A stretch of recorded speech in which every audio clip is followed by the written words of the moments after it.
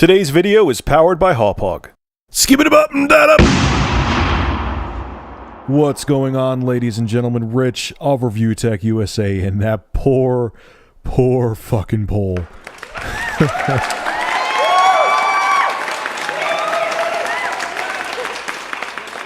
So it's a rumor that's spreading like wildfire across the web that Microsoft is going to drop the ban hammer on used games with the Xbox 720 Infinity Hip Thrust Deluxe, whatever the hell they're going to call it. And I'm in the camp, like most other people, that this is a horrible idea and it really limits the consumer, especially now that both Sony and Nintendo came out and said they're not going to ban used games. So Microsoft will be the only one doing it at this point. But there was a user on Forbes.com, there's an article, I'll have a link below in the description, that has a different take on it. I'm going to tell you what he said. I'm going to read it word for word, what he said right now, and then I'm going to tell you what I think after I'm done reading it. So this comment was left by a Forbes user named Rygar9, and this is his take on why Microsoft could dominate if they ban used games. He wrote, "I'm going to have to disagree with you. You're falling into a common trap. Your assertion is that if Microsoft blocks used games, then people who buy used games won't buy a Microsoft console and Microsoft will lose.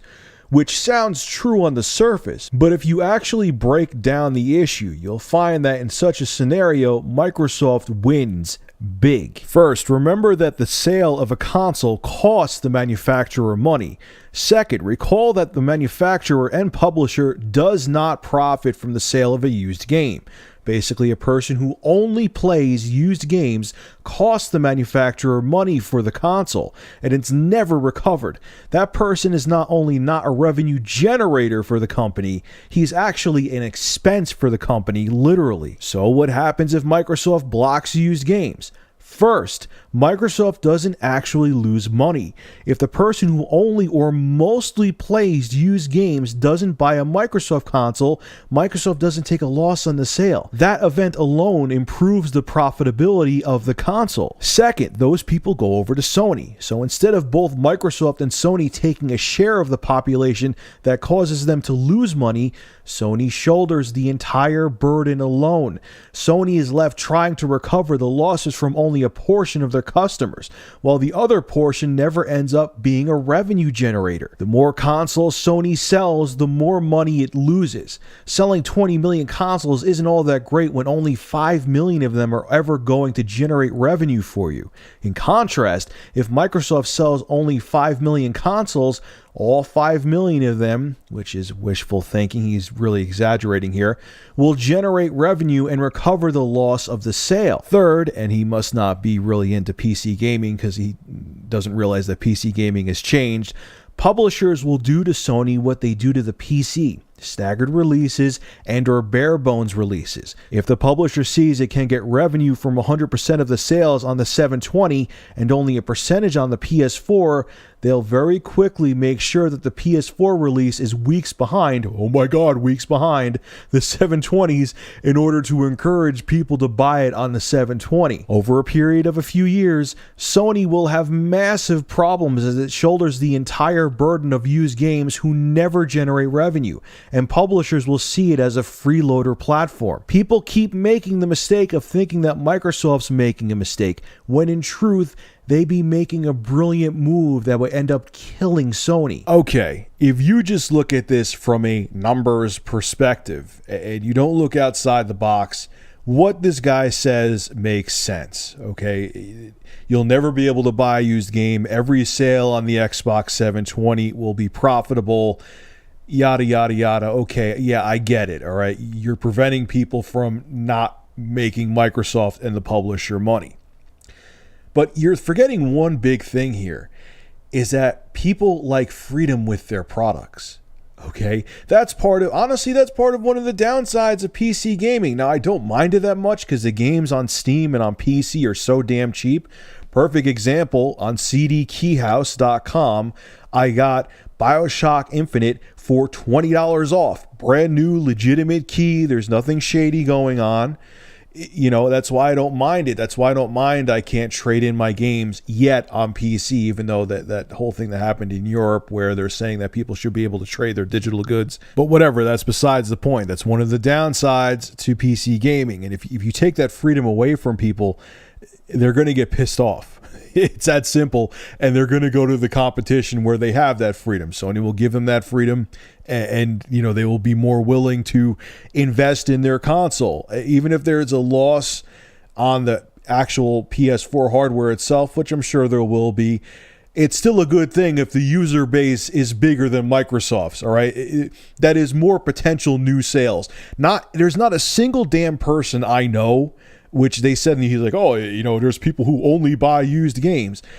They're few and far between, man. I mean, I buy used games occasionally, but honestly, me anyway, and other people that I know personally, the only games I buy used are ones I was never going to buy new anyway. Then there's no chance, even if I was wiping my ass with $100 bills, I wasn't going to buy those games new. And on top of it, say there are people that really do only buy used games, which I'm sure there are. If you have that install base there, if you have, say there's only 5 million Xbox 720 sold and there's 20 million PS4s, you have 15 million more chances of potential sales of new software. People will eventually, they could swear up and down, they're only going to buy used games. They will, if a game is a must-have, they will buy it new. And I'm sure developers and publishers, if Sony has a 20 million user base for their PS4, 20 million people bought the PS4, and Microsoft only has 5 million, used game ban or not, I'm sure they're not going to be like, oh yeah, that whole 20 million, that possible 20 million extra sales we could get by bringing our multi-plat AAA title to PS4 and having, DLC released at the same time. Yeah, we're not going to do that because Microsoft isn't allowing for used games. We don't care. We're just going to either make the game exclusive to Microsoft or make all the DLC delayed or make a half-ass port for the PS4. I mean, come on. They're going to have, if they have a bigger install base, that's a lot more potential. That's millions of more potential sales. They're not just going to stick up their nose at it. That's ridiculous. That's a ridiculous way to think. I mean, I understand that developers and publishers don't like used games, but they're not going to just totally push Sony to the side, especially if their user base is bigger than Microsoft's, just because people later down the line might buy the game used. Give me a break. Now, also, too, I know a lot of people are going to say to me, well, Rich, you like Steam, but here's the thing. Unless Microsoft is going to be really aggressive with pricing with games and software like Steam is, where games sometimes a month down the road you could get for like 30, 40, sometimes 50% off, which I know sure as shit they're not going to do, especially with the whole licensing fee for consoles with games and everything. What the hell is going to happen? On top of it, think too, what about the social aspect to console gaming? What happens when that guy buys Madden for the 720? You're going to tell him that he can't bring it over his friend's house? Or are you going to do like what Amazon does? Are you going to let him, like, say, I buy Madden 2015, 2014 for the 720. Am I going to be able to like download it on my friend's 720 and temporarily use it there so I could play the game there to keep that social aspect of gaming going? You take all that away, you could give me numbers all day, but if you take away the consumer's freedom, it's going to bite you in the ass, man. This is what people like about console gaming. They like the fact that, I like it too, I'll admit it. Sometimes I'll buy a game new, and even on consoles, 9 times out of 10 nowadays, I buy games new.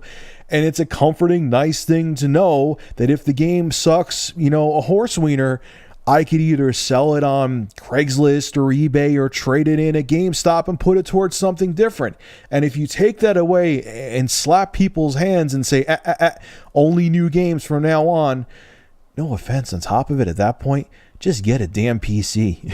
It'll give you more freedom. And Steam, I'm sure, is going to be a hell of a lot better than what Microsoft's going to offer. That's an assumption, I'll admit it. Maybe they might blow me away and make my nipples explode with delight, but I can't picture Microsoft competing with Steam. I really can't picture them competing with Valve and Steam when it comes to their digital distribution, however they're going to set it up. The bottom line is, you could give me numbers all day. You could say that every sale on Microsoft's next-gen console is going to be a new game sale that will make them money. But if you take the freedom out of the consumer's hands, it'll bite you in the ass.